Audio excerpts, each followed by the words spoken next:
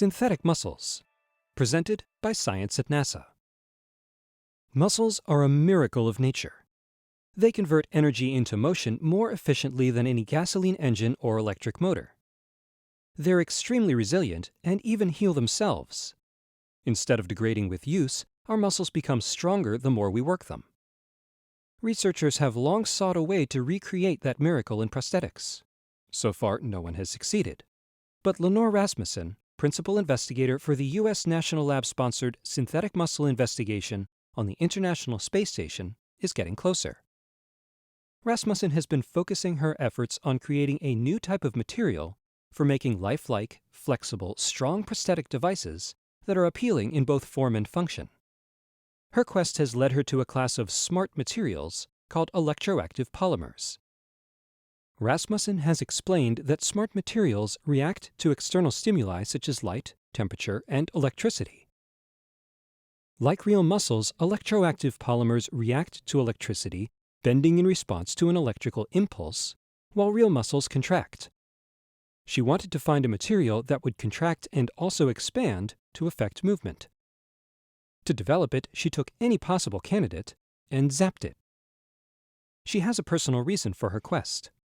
When she was in graduate school, one of her cousins almost lost his foot in an accident with a hay spreader as he worked on his family farm. My cousin lost a lot of tissue in the accident, and our family feared he would lose part of his leg and foot. As a resident scientist in the family, I was put in charge of researching prosthetics. This was back in the 1980s, so I was pretty disappointed with the selection of prosthetic devices that I found. The ones that looked more lifelike moved awkwardly, and those that moved well looked artificial. Even with the robotic arms of today, this is still true. I want the best of both worlds for people who have lost limbs, so I've been working to create a material that both looks natural and moves naturally. As it turned out, her cousin's foot and leg were saved. No prosthetics required, but the whole experience resonated with her deeply. Now she's finally found the right stuff. Her creation, synthetic muscle, behaves a lot like human muscle, converting electrical potential energy into mechanical motion. Synthetic muscle contracts in response to electricity, and by flipping the electric polarity applied, making the positive negative and negative positive, I can also get expansion, which human muscles can't do.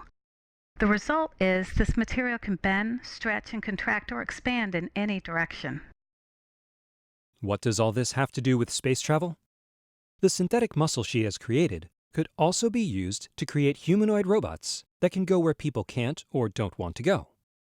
With ability to mimic human dexterity and mobility, such robots could serve as human assistants in space, nuclear plants, or the military.